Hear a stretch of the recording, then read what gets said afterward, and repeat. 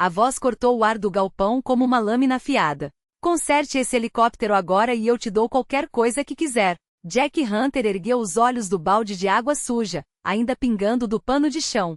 Seu olhar se fixou no Airbus H145, iluminado pelos refletores, com a carenagem do motor aberta como uma cicatriz exposta. Ele mal tinha começado a observá-lo quando a frase ecoou. A poucos metros, Alexandra Holt cruzava os braços, cercada por um grupo de engenheiros impecavelmente vestidos, cravos nos ternos e crachás balançando. Seus olhos desceram até o uniforme de zelador de Jack, manchado de graxa. Gosta de admirar helicópteros ou sonha em pilotar um? Uma risada coletiva se espalhou. Jack não respondeu. Mas quando voltou a olhar para a aeronave, não foi com curiosidade. Foi com propósito. Alexandra Holt nasceu para dominar os céus. Herdeira de um império construído por seu pai, que transformou a Holt Aerotech de 2 galpões modestos em uma gigante da aviação civil. Sua mãe, ex-instrutora de voo, abandonou a família quando ela tinha 9 anos e morreu 3 depois, em um acidente aéreo na costa do Maine. A lição ficou gravada: o afeto é passageiro, a excelência é eterna. Formou-se com honras em Wharton aos 22, assumiu as operações aos 28, quando um derrame tirou seu pai de cena, e aos 34 resgatou a empresa da falência. A imprensa a batizou de rainha de gelo da aviação, ela nunca se deu ao trabalho de desmentir. Vestia ternos cortados como armas, falava em frases secas que não deixavam espaço para réplicas e se movia com a precisão de quem sabe que cada segundo conta. Seu escritório dava vista para o centro de testes em Nova York, um complexo imenso de galpões, laboratórios e pistas onde protótipos nasciam e morriam. Morava sozinha em um penthouse de vidro em Manhattan. Sem plantas, sem animais, sem ninguém para recebê-la ao chegar. Acordava às 5, corria 10 quilômetros às margens do Hudson. Analisava relatórios trimestrais com um café preto e estava à mesa antes das 7h30. Em seu celular pessoal, apenas 3 contatos: a assistente, o advogado e a enfermeira do pai. Não precisava de mais. Seus dias eram medidos em contratos fechados, prazos cumpridos e concorrentes superados. Frequentava eventos de gala com vestidos de grife e palestrava em conferências onde executivos 2 vezes mais velhos a tratavam por senhora e evitavam encará-la. Demitira 12 diretores em 6 anos. Nenhum viu a demissão chegar. Ela não acreditava em avisos. Acreditava em resultados. Jack Hunter tinha uma história diferente. Esse engenheiro sênior do exército servirá no Iraque e Afeganistão, mantendo Black Hawks e Apaches no ar em condições impossíveis. Conseguia reconstruir uma turbina no deserto com uma lanterna e força de vontade. Sua esposa, Sarah, era enfermeira. Conheceram-se em um hospital de veteranos na Virgínia. Ela doce e reservada, do tipo que anotava aniversários e deixava bilhetes em sua marmita. Tiveram uma filha, Emma. Mas depois do parto, Sarah afundou em uma depressão sem volta. Jack tirou licença. Tentou de tudo: terapia, remédios, caminhadas intermináveis. Até que uma manhã a encontrou na banheira. Emma tinha 7 meses. 2 semanas depois, pediu baixa. Não podia voltar ao mundo que exigia sua atenção quando sua filha precisava de seu colo. 7 anos depois, trabalhava no turno da noite como faxineiro na Holt Aerotech. O salário dava para o aluguel e as despesas da escola de Emma. O horário permitia levá-la e buscá-la todos os dias. Ninguém ali sabia que ele já sentara em reuniões no Pentágono. Ninguém imaginava que ainda guardava sua caixa de ferramentas na caminhonete. Para eles, era só o cara que passava o pano e esvaziava as lixeiras. E assim estava bem. Emma era seu universo. A menina adorava robótica, programação e fazê-lo perguntas como: pai, o senhor conserta qualquer coisa quebrada? Ele sempre respondia que sim, mesmo quando não tinha certeza. Emma herdara os olhos de Sarah e sua teimosia. Toda manhã, fazia-o prometer que voltaria são e salvo. Toda noite, ele lia uma história e aninava. Aos 7 anos, ela acreditava que o pai era capaz de tudo, e Jack se esforçava para que nunca duvidasse disso. 3 semanas antes daquele dia, Jack fora chamado para limpar o setor de pesquisas após um teste do H145. Era quase meia-noite, os engenheiros já tinham ido embora. O ar cheirava a querosene e borracha queimada. As luzes zumbiam no silêncio. Enquanto passava o pano perto da estação de controle, algo chamou sua atenção. Uma tela ainda acesa, exibindo leituras de pressão, fluxo hidráulico, zonas de temperatura. Parou. Um dos gráficos oscilava levemente, mas de forma constante. Uma diferença de pressão na admissão da turbina. Nada crítico ainda. Mas logo seria. Deixou o balde de lado e aproximou-se, analisando os dados com olhos treinados. Já vira aquilo antes. Em Mossul, um Chinook que voara por uma tempestade de areia. A solução era simples se detectada a tempo. Catastrófica se ignorada. Foi então que ouviu passos firmes no concreto. Alexandra surgiu da sala de controle, tablet na mão, expressão afiada. Viu-o perto dos equipamentos. Demasiado perto. Seus olhos se estreitaram. O que está fazendo aqui? Jack recuou imediatamente. Só limpando, senhora. Ela não acreditou. O olhar saltou da tela para seu rosto. Você estava olhando os dados. Não, senhora. Só verifiquei a segurança. Não precisou gritar. 2 seguranças apareceram em segundos. Escoltaram-no para fora, ordenando que ficasse restrito às áreas de manutenção. Jack não discutiu. Há muito aprenderá que algumas pessoas não querem ouvir a verdade, especialmente quando ela vem de quem empunha um rodo. Mais tarde, em seu escritório, Alexandra revisou as gravações. Viu Jack parar diante da tela, inclinando-se para analisar os números com uma atenção que não condizia com um faxineiro. Mas notou outra coisa. Horas antes, um técnico escorregar em óleo hidráulico derramado, cortando a mão. Jack estava lá. Ajudou-o a levantar, deu metade de seu sanduíche e o acompanhou até o posto médico. Assistiu ao vídeo 2 vezes. Não soube o que pensar. Aquele homem se movia pelo galpão como quem o conhecia de memória, como se já tivesse estado ali antes. Arquivou as imagens em uma pasta chamada Observações de Pessoal, e esqueceu o caso. 3 semanas se passaram. Jack cumpria sua rotina. Chegava às 23 horas, saía às 7 horas. Passava panos, esvaziava lixeiras e mantinha a cabeça baixa. Às vezes via Alexandra cruzando as instalações com seu séquito. Ela nunca olhava para ele. Assim era melhor. Invisível era seguro. Invisível era simples. Mas ele não esquecera daquele helicóptero. E daqueles dados. A leitura de pressão estava errada. Ele havia verificado os registros de manutenção online. Nada constava como irregular. Ninguém tinha notado. Pensou em dizer algo, deixar um bilhete anônimo, mas quem daria ouvidos a um faxineiro? Então calou-se. Voltou para casa. Preparou o café da manhã para Emma. Ajudou-a com a lição. Leu histórias de astronautas e exploradores antes de dormir, e disse a si mesmo que não era mais problema seu. Aquela vida havia ficado para trás. Agora ele era pai.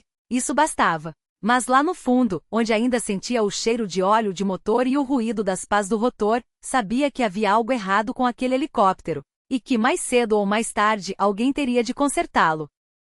Na manhã do teste, o H145 se recusou a ligar. A ignição girava, as linhas de combustível estavam limpas.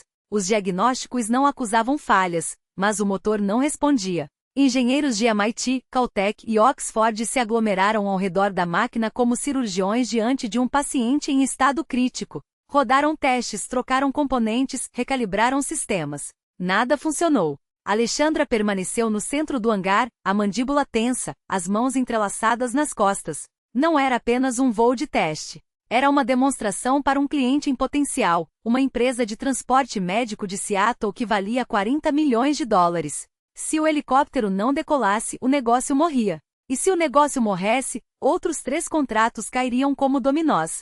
Ela havia construído sua reputação sobre confiabilidade, precisão, prazos inquebrantáveis. Isso não poderia acontecer. Não hoje. Virou-se, varrendo o ambiente com o olhar em busca de respostas. Foi então que o viu. Jack Hunter, encostado à parede distante, supostamente passando o pano no chão.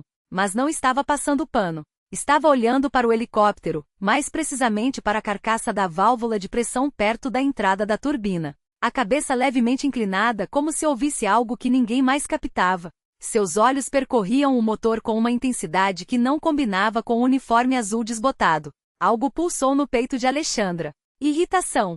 Curiosidade? Não tinha certeza. Caminhou até ele. Os engenheiros se calaram, observando. Parou a 5 pés de distância. Você disse sem preâmbulos. Jack levantou os olhos. O rosto impassível. Sim, senhora. Ela apontou para o helicóptero. Está olhando para ele há 10 minutos. Vê algo que nós não vemos? Alguns engenheiros trocaram sorrisos condescendentes. Um cochichou algo ao colega. Alguém riu baixo. Alexandra não sorriu. Manteve os olhos fixos em Jack. Esperando. Vou lhe propor um acordo, disse a voz fria e cristalina como vidro. Conserte este helicóptero, e eu o beijo agora na frente de todos. O hangar ficou em silêncio absoluto. O bip de um tablet ecoou sem que ninguém o silenciasse. Jack não pestanejou. Olhou para ela. Depois para o helicóptero. Depois de volta. E se eu não conseguir? Está demitido. Sem indenização, sem seguro. Sem o último salário. Cruzou os braços. Temos um acordo? Um dos engenheiros, homem de 50 e poucos anos com um anel de Caltech no dedo, interveio. Senhora Holt, com todo respeito, ele é apenas um faxineiro. Não tem autorização para tocar no equipamento. Sei muito bem quem ele é, cortou Alexandra, sem tirar os olhos de Jack. Temos um acordo? Jack a encarou por um longo momento. As mãos ainda seguiam o cabo do rodo. Pensou em Emma na competição de robótica naquela noite, nas luzes da oficina que estavam apagadas havia 2 semanas, na promessa que fizera de sempre voltar para casa. Depois apoiou o rodo no chão. Não disse uma palavra. Simplesmente caminhou em direção ao H145. Os engenheiros recuaram. Alexandra o observou, os braços ainda cruzados, o rosto inescrutável. Um dos mais jovens tirou o celular e começou a gravar. Outro olhou para o relógio. 11h47. Jack parou diante do helicóptero. Ficou imóvel por um instante, apenas observando. Então, estendeu a mão e passou os dedos pela carcaça do motor, sentindo o metal, as emendas, os parafusos. E pela primeira vez em 7 anos, Jack Hunter deixou de ser um faxineiro. Tornou-se um engenheiro novamente. O que ninguém naquele hangar sabia, o que ninguém poderia adivinhar, era que Jack Hunter havia passado 6 anos mantendo helicópteros militares vivos em zonas de guerra, onde uma falha significava morte. Remendara buracos de bala e pás de rotor com chapas de metal e epóxi de grau aeronáutico. Refez painéis de aviação à luz de lanternas enquanto granadas explodiam a 100 metros de distância. Uma vez religaram Blackwell abatido usando uma bateria de carro e cabos de emergência, porque a unidade auxiliar de energia fora destruída por tiros. Receberá 2 condecorações, 4 menções honrosas. E abandonara tudo isso no dia em que enterrou Sarah. Agora trabalhava à noite e voltava para casa onde uma menina construía robôs com caixas de papelão e lhe perguntava por que o céu era azul. Emma tinha 7 anos. Tinha os olhos escuros de Sarah e o queixo teimoso de Jack. Todas as manhãs, antes da escola, fazia o pai prometer 3 coisas: voltar para casa em segurança, não esquecer o almoço e ajudá-la com o projeto. Ela trabalhava naquele projeto havia 2 meses, um pequeno rover autônomo capaz de navegar por obstáculos usando sensores que ela mesma programara. A competição regional de robótica era naquela noite. O prêmio, uma bolsa integral para um acampamento de verão de Stein em Cornell. Emma queria aquilo mais do que tudo. Desenhara-se usando um jaleco de laboratório. Ensaia a apresentação diante do espelho do banheiro. Mas a oficina da escola, aquela com iluminação adequada, impressora 3D e estações de solda, estava fechada para reparos havia 3 semanas. Problema na fiação, questão de segurança, disseram. Prometeram resolver em alguns dias, depois em uma semana, depois no mês seguinte. Emma trabalhava em casa, sob uma luminária piscante, com ferramentas que Jack comprará em uma loja de materiais de construção. Ele ligara para a escola 2 vezes, deixara recados. Ninguém retornou. Quando Alexandra fez sua proposta, Jack não pensou no emprego. Não pensou no orgulho. Pensou em Emma, nas luzes daquela oficina, no olhar dela ao mostrar o rover pela primeira vez e perguntar: pai, você acha que eu posso ganhar? Ele responderá: sim, porque é isso que os pais fazem. Dizem sim mesmo quando não têm certeza. Mesmo quando o mundo está contra você, mesmo quando se trabalha no escuro. Havia aprendido, há muito tempo, que alguns problemas não tinham solução. A depressão de Sarah. Os pesadelos que o acordavam às 3 da manhã. O lado vazio da cama. Mas outros problemas podiam ser resolvidos. Motores. Fiação. Válvulas de pressão. Esses tinham lógica, passos claros do quebrado ao consertado. E se consertar aquele helicóptero significasse que Emma recuperaria suas luzes, sua oficina, sua chance, então ele o consertaria. Mesmo que isso o matasse. Lembrou-se da última conversa com Sarah, 3 dias antes de ela morrer. Ela estava sentada no sofá, olhando para a parede, e dissera: sinto muito por não ser a mãe que ela merece. E Jack responderá: você é exatamente a mãe que ela merece. Só precisa de tempo. Mas o tempo acabou. E agora, quando Emma perguntava pela mãe, Jack respondia com histórias de bondade, de inteligência, de um amor que não cabia em palavras. Nunca mencionava a banheira, a água gelada, o som que escapara de sua garganta ao encontrá-la. Aquilo não era para ela. Emma precisava saber que fora amada até o último suspiro e que seu pai jamais a abandonaria. Então ali diante daquele helicóptero, Jack arregaçou as mangas e decidiu que pelo menos hoje, uma coisa sairia como deveria.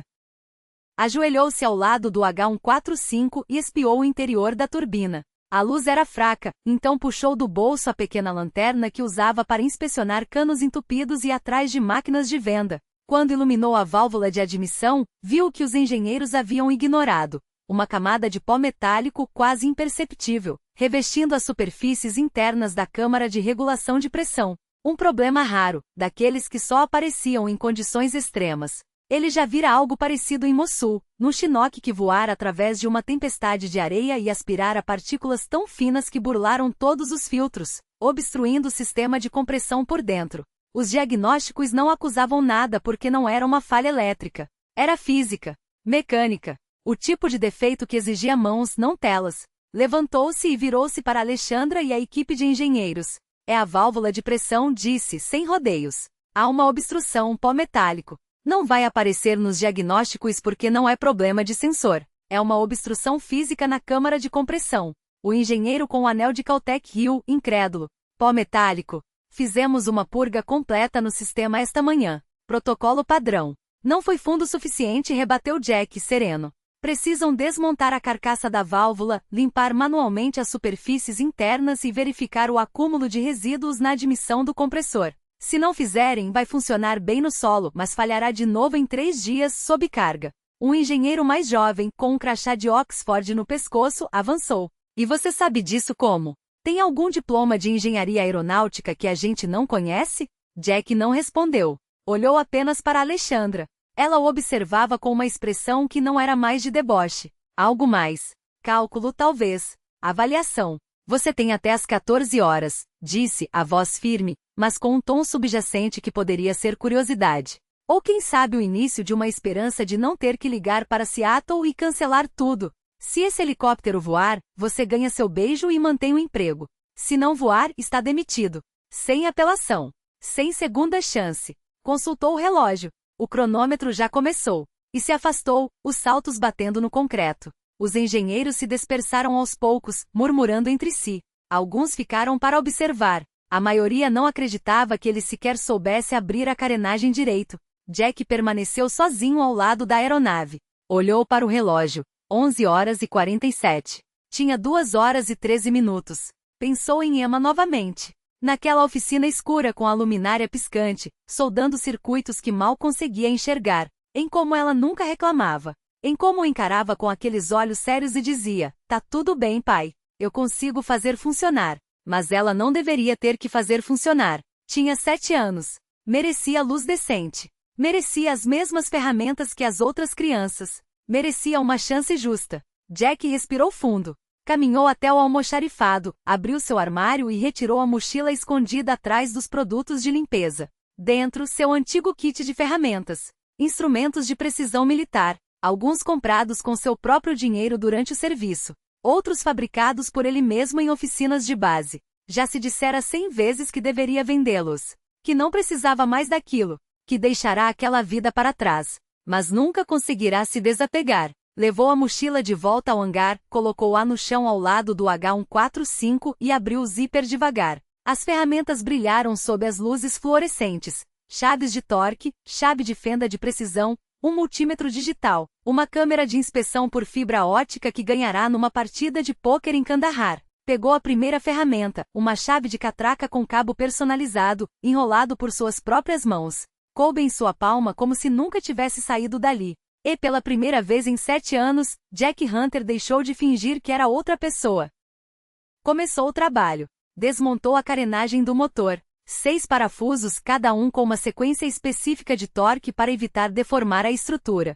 Movia as mãos com a memória muscular de 1000 operações iguais. Os engenheiros que haviam ficado trocaram olhares. Aquilo não era o trabalho hesitante de um amador. Era precisão. Em 8 minutos a carenagem estava no chão, sobre uma lona limpa que tirara de seu carrinho. Depois, desconectou o feixe de cabos que alimentava o conjunto da válvula de pressão. 12 conexões codificadas por cores, se soubesse o padrão militar diferente do civil. Desplugou-as em sequência, marcando cada uma com pedaços de fita de seu kit. Veio então a carcaça da válvula. Uma peça complexa projetada para regular diferenciais de pressão durante o voo. Removê-la exigia soltar 3 linhas hidráulicas e um conjunto de sensores. Um movimento errado e o sistema seria inundado por fluido ou um sensor de $12.000 seria destruído. Aqui trabalhou com lentidão deliberada. Sentia os olhares nas costas. Alguém filmava. Não ligava. Às 12h23, libertou a carcaça. Era mais pesada do que parecia. Levou até uma bancada, abriu-a e lá estava. O pó metálico revestindo tudo. Tinha razão. Usou um pano de microfibra e solvente de aviação para limpar cada superfície, verificando o trabalho com a câmera de fibra ótica para garantir que nada restara. O pó saía aos poucos, revelando o metal limpo por baixo. Enquanto a carcaça secava, voltou-se para a admissão do compressor. O acesso era mais difícil. Precisou remover um painel secundário e enfiar o braço num espaço mal suficiente para caber. Usou uma sonda de vácuo para extrair as partículas, trabalhando às cegas, guiado apenas pelo tato e pela experiência. O suor escorria por sua têmpora. O ombro doía pela posição, mas não parou. Às 13h14, retirou o braço. O recipiente do aspirador estava coberto por uma fina camada do pó metálico. Conseguirá tudo. Remontou a carcaça da válvula, reconectou as linhas hidráulicas, fixou o conjunto de sensores, religou os cabos elétricos. Cada conexão tinha que ser perfeita. Cada parafuso, apertado na especificação exata. Um erro, e o motor não apenas não ligaria, falharia de forma catastrófica, talvez em pleno voo. Às 13h38, reconectava a última ligação elétrica. As mãos, apesar das luvas, estavam sujas de graxa. A coluna doía. Os joelhos latejavam pelo concreto. Mas não havia tempo para isso. Faltavam 22 minutos. O trabalho estava quase pronto. Com mãos ainda trêmulas de exaustão, ele conectou o manômetro ao sistema e acionou o teste de pressão manual. A agulha subiu suave, firme, sem oscilações, sem quedas bruscas. Perfeito.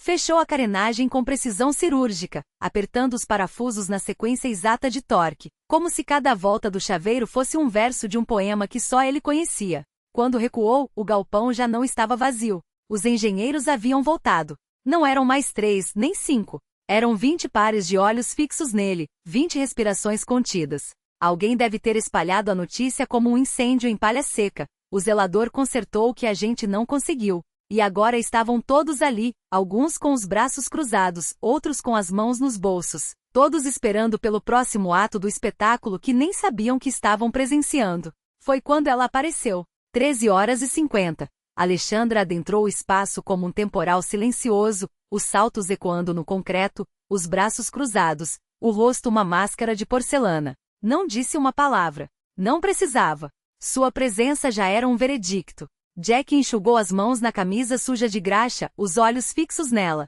Não havia desafio naquele olhar, nem submissão. Apenas uma calma que parecia dizer, acabou. Faça sua parte. Ela entendeu. Caminhou até a cabine, subiu no assento do piloto e estendeu a mão para a ignição. O galpão congelou.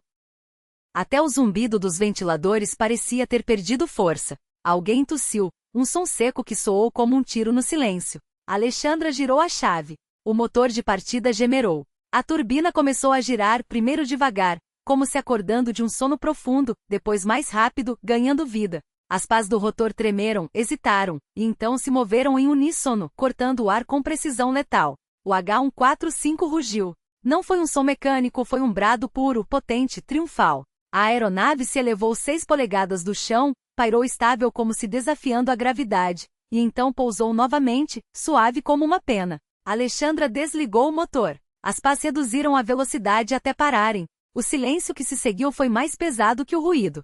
Ela desceu da cabine, caminhou até Jack e parou a 3 passos dele. Todos prendiam a respiração. Celulares estavam erguidos, gravando, à espera do momento em que a rainha de gelo da aviação beijaria o zelador em frente a uma plateia ávida por drama. Jack retirou as luvas, os dedos marcados por anos de trabalho, e olhou nos olhos dela. Então disse a coisa que ninguém esperava. Não preciso do seu beijo. A voz era baixa, mas cortou o ar como uma lâmina. A Alexandra congelou.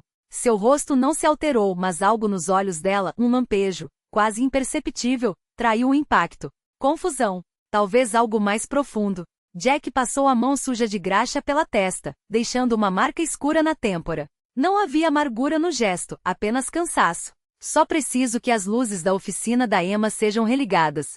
Ela tem uma competição de robótica hoje à noite. Há 2 semanas, está construindo no escuro. Fez uma pausa, os olhos ainda presos aos dela. É só isso que peço. Só as luzes. Para que ela possa terminar. O silêncio se esticou como um elástico prestes a arrebentar. Ninguém se mexeu. Um engenheiro baixou o celular, outro olhou para o chão, envergonhado. Alexandra permaneceu imóvel, os braços ainda cruzados, a máscara ainda no lugar, mas por trás dela, algo se deslocava. Algo que não tinha nome. Quem é Emma? Sua voz saíra diferente. Menos afiada. Quase humana. Minha filha. Jack não piscou. Ela tem 7 anos. É mais inteligente do que eu jamais serei. Está construindo um rover autônomo com sensores. Programou tudo sozinha. Uma sombra de orgulho cruzou seu rosto, rápida como um relâmpago. Ela merece uma chance justa. Não estou pedindo dinheiro. Não estou pedindo promoção. Só as luzes. Algo se fechou no peito de Alexandra. Não era raiva. Não era o desconforto calculado que ela exibia em reuniões de conselho quando a chamavam de implacável. Era vergonha. A verdadeira. Aquela que aperta a garganta e revira o estômago. Que faz você questionar cada decisão que já tomou. Ela havia usado aquele homem. Transformado sua dignidade em espetáculo para uma sala cheia de engenheiros que passaram 3 horas falhando onde ele havia sucedido em 2. E ele não fizera aquilo por ela. Não fizera por reconhecimento. Fizera por uma criança de 7 anos que naquele exato momento provavelmente estava ajustando engrenagens à luz de uma lanterna, sonhando com um futuro que pessoas como ela poderiam destruir com um simples corte de energia. Feito. A palavra saiu mais dura do que pretendia. As luzes estarão acesas hoje à noite. Você tem minha palavra. Jack assentiu. Não sorriu. Não agradeceu. Apenas virou as costas e começou a juntar suas ferramentas, como se o peso daquela promessa já fosse suficiente. Alexandra ficou ali por mais um instante imóvel, enquanto o eco de seus próprios saltos se perdia no vazio. Os engenheiros se dispersaram aos poucos, murmurando, alguns rindo nervosos, outros tentando disfarçar o constrangimento com piadas forçadas sobre zeladores e helicópteros. Mas a maioria permaneceu em silêncio. De volta ao seu escritório, ela fechou a porta e se postou diante da janela, olhando para o complexo industrial abaixo. Sentia-se desequilibrada, como se o chão tivesse se movido sob seus pés. Sentou-se à mesa, abriu o computador e digitou o nome dele no sistema. Jack Hunter. Funcionário #4.732. Zelador noturno. Contratado há 7 anos. Clicou no arquivo. A tela carregou. Formação: bacharel em Ciências em Engenharia Mecânica, Universidade da Virgínia. Menor em Sistemas Aeroespaciais. Média 3,9. Serviço militar. Exército dos Estados Unidos, Divisão de Manutenção de Aviação, de 2009 a 2017. Patente na baixa, Oficial Técnico 2. Especialidade: Sistemas de Aeronaves de Asas Rotativas. Baixa honorável. Motivo: assunto pessoal familiar. Condecorações: Medalha de Comendação do Exército. 2 medalhas de serviço meritório. Medalha de realização conjunta. Ela encarou a tela. A mão tremia levemente quando moveu o mouse para clicar na foto de perfil, tirada 7 anos antes. Um homem mais jovem, cabelo mais curto, barba feita, os mesmos olhos sérios. Vestia um terno, aquele terno que se usa quando se tenta reinventar a vida do zero. Alexandra fechou o arquivo. Pegou o telefone. Facilities. A voz saíra seca. Religue as luzes da oficina na Escola Pública 114. Hoje à noite. Não me importo com o custo. Não me importo se precisar tirar eletricistas de outros projetos. Faça. Sim, senhora. Posso perguntar? Não. Desligou. Recostou-se na cadeira e ficou olhando para o teto. Pensou no pai. No derrame que quase o matara. No dia em que entrou na sala do conselho e anunciou que assumiria o controle. Tinha 28 anos.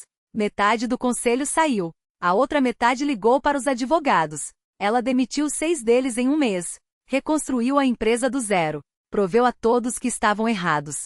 Achava que isso a tornava forte. Agora não tinha mais certeza. Pensou no rosto de Jack quando recusou o beijo. Na forma como olhara para ela, sem ódio, sem ressentimento. Apenas cansado. Como se já tivesse enfrentado coisas muito piores e aquilo fosse só mais uma tempestade para suportar. Pensou em Emma. 7 anos. Construindo robôs no escuro. E pensou em si mesma aos 7, sentada no Cessna da mãe, aprendendo a ler altímetros e indicadores de velocidade. Quando voar ainda era mágica. Antes de virar negócio. Antes de tudo virar negócio. O telefone vibrou. Mensagem da assistente. Cliente de Seattle pergunta sobre o voo de teste. Devo remarcar? Alexandra olhou para as palavras. Depois digitou. Não. Diga a eles que a demonstração acontece como planejado. 15 horas. Estamos prontos. Colocou o celular sobre a mesa e voltou a olhar pela janela. Lá embaixo, em algum lugar daquele labirinto de concreto e metal, Jack Hunter guardava suas ferramentas em uma bolsa surrada. Pegaria sua vassoura e voltaria ao turno que nunca deveria ter sido seu. E em outro lugar, uma menina de 7 anos esperava o pai chegar em casa e dizer que as luzes estavam de volta. Alexandra pressionou as palmas das mãos contra os olhos. Não chorou. Não chorava desde o enterro da mãe. Mas sentiu algo perto disso. Algo cru. Algo que doía como ser humana. Na noite seguinte, encontrou-se no estacionamento dos funcionários. Disse a si mesma que era apenas uma inspeção de rotina, controle de qualidade, mas sabia que mentia. Estava procurando ele. E então viu o caminhão de Jack estacionado na última fileira, onde a iluminação era mais fraca. A porta do motorista estava entreaberta. E dentro, sobre o banco, uma mochila escolar rosa com adesivos de robôs e planetas. Ela parou, respirou fundo, e caminhou na direção da luz que vinha da oficina ao fundo onde, pela primeira vez em semanas, as lâmpadas estavam acesas. O ar cheirava a óleo e metal quente, misturado ao perfume do fim de tarde que se derramava sobre o asfalto. No canto mais distante do pátio, um Ford F-Zero velho, com a traseira amassada e um adesivo desbotado de veterano militar no para-choque. Ele estava debaixo do carro. Ferramentas espalhadas como estrelas caídas no chão. As pernas dele sobressaíam debaixo do chassis, as botas sujas de graxa, os músculos tensos sob a camisa puída. Ela se aproximou. Os saltos batiam no pavimento como um relógio marcando o tempo que não voltava. O som o fez parar. Ele deslizou para fora, sentou-se devagar, as mãos negras de óleo, os olhos arregalados ao vê-la. Surpresa. Ou talvez só cansaço.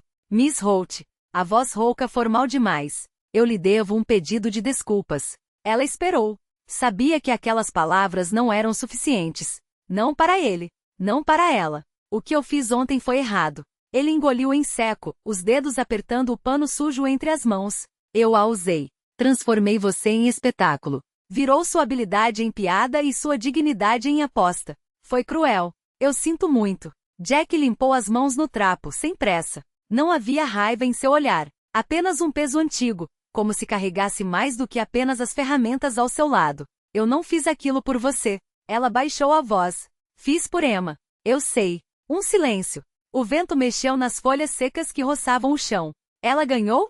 Segundo lugar. Um sorriso tímido, quase imperceptível, surgiu em seus lábios. Mas conseguiu uma bolsa integral para o acampamento de verão. O sorriso se alargou então, verdadeiro, transformando seu rosto como se alguém tivesse acendido uma luz por dentro. Ela chorou quando contei. Lágrimas de felicidade. Ele balançou a cabeça, os olhos brilhando. Primeira vez que vejo isso em muito tempo. Algo apertou no peito de Alexandra. Uma dor doce, familiar. Ela enfiou a mão no bolso do casaco e tirou um envelope pesado. O papel grosso estampado com o logotipo da Holt Aerospace em relevo. Isto é um convite para o baile da empresa no próximo mês. Black tie. Normalmente é só para diretores e investidores, mas estou convidando você e Emma. Fez uma pausa, observando sua reação. Haverá uma exposição de robótica. O MIT vai levar alguns de seus robôs de competição. Achei que ela pudesse gostar de ver. Jack olhou para o envelope. Não o pegou. Por quê? Porque quero me desculpar direito. Alexandra segurou seu olhar. E porque sua filha parece brilhante. Ela deveria conhecer pessoas que entendam o que está construindo. Ele ainda hesitou. O papel tremulou levemente entre seus dedos. Sem pressão. Só uma oferta. Se não quiser ir, entendo. Finalmente Jack o aceitou. Passou o polegar sobre o selo dourado, como se pudesse decifrar algo além das palavras impressas. Vou pensar. É tudo que peço. Alexandra virou-se para sair. Então parou. Jack. Ele ergueu os olhos. Obrigada. Por consertar o helicóptero. E por me lembrar como é a humildade. Sua voz falhou por um segundo. Acho que eu tinha esquecido. Ela se afastou antes que ele pudesse responder. Entrou no Tesla preto, um carro que custava mais do que 3 anos de salário dele, e ficou ali sentada, as mãos no volante, olhando para o vazio. O motor ligou em silêncio. Ela dirigiu para casa. Naquela noite o sono não veio. Ficou acordada pensando em Emma. em uma menina de 7 anos soldando circuitos debaixo de uma luminária, em um homem que recusará um beijo porque tudo o que queria era luz. Levantou-se às 2 da manhã, fez café, sentou-se no balcão da cozinha com o laptop. Abriu a conta da fundação filantrópica da empresa. Digitou PS 114. A escola de Emma autorizou uma doação de $50 mil.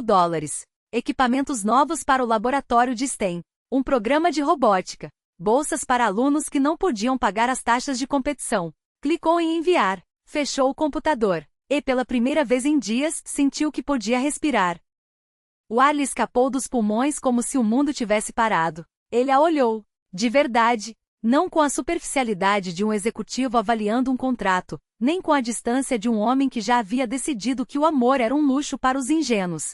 Olhou para ela e viu pela primeira vez a mulher por trás da armadura, alguém que havia passado uma vida inteira a erguer guiando muros com a precisão de um engenheiro, tijolo por tijolo, até que as rachaduras se tornassem tão profundas que a única saída fosse deixá-los desabar. E ela estava pronta. Não por fraqueza, mas porque finalmente entenderá que algumas batalhas não eram para serem vencidas sozinhas. Seus dedos se encontraram antes que a razão pudesse interferir. Tem certeza? A pergunta foi um sussurro, mas carregava o peso de tudo que eles haviam sido, e tudo que poderiam deixar de ser. Ela não hesitou. Nunca tive tanta certeza de nada na vida. Não era a resposta de uma CEO, nem a de uma mãe sobrecarregada, nem a de uma mulher que ainda se culpava por cada erro do passado. Era a voz de Alexandra. Só isso. Atrás deles, o H145 permanecia imóvel, suas pás silenciosas como testemunhas de um momento que não precisava de plateia. O céu, antes um manto escuro de incertezas, agora se rendia a tons de púrpura, como se o próprio horizonte estivesse se desculpando por todos os amanheceres que ela havia perdido trancada em reuniões ou afogada em relatórios. Algum lugar além dos hangares, um pássaro chamou um som tão simples que doeu. Como se a natureza soubesse que às vezes, a vida só precisa de um segundo de quietude para lembrar que ainda existe beleza nas coisas que não podem ser compradas ou controladas. Jack se inclinou. Não como um movimento calculado, não como o gesto de um homem acostumado a conquistar o que queria, mas como quem finalmente entende que algumas coisas não são para serem tomadas e sim encontradas. Alexandra se ergueu na ponta dos pés, e seus lábios se tocaram com uma lentidão que desafiava todo o ritmo frenético pelo qual haviam vivido até então. Não era um beijo por causa de uma aposta. Não era um beijo para provar nada a ninguém. Era o tipo de beijo que nasce quando duas pessoas, depois de quebradas pelas mesmas tempestades, descobrem que suas peças se encaixam não por acaso, mas porque o universo, às vezes, tem a paciência de esperar que estejamos prontos para enxergar. Quando se afastaram, a testa dela repousou contra a dele, e por um instante, o mundo ficou pequeno demais para conter o que sentiam. Emma vai ser insuportável com isso, Alexandra murmurou, mas havia um sorriso em sua voz, aquele tipo de sorriso que só aparece quando você sabe que, pela primeira vez em muito tempo, não precisa fingir que está tudo bem. Jack riu baixo, o som vibrando contra a pele dela. Ela vai dizer que sempre soube.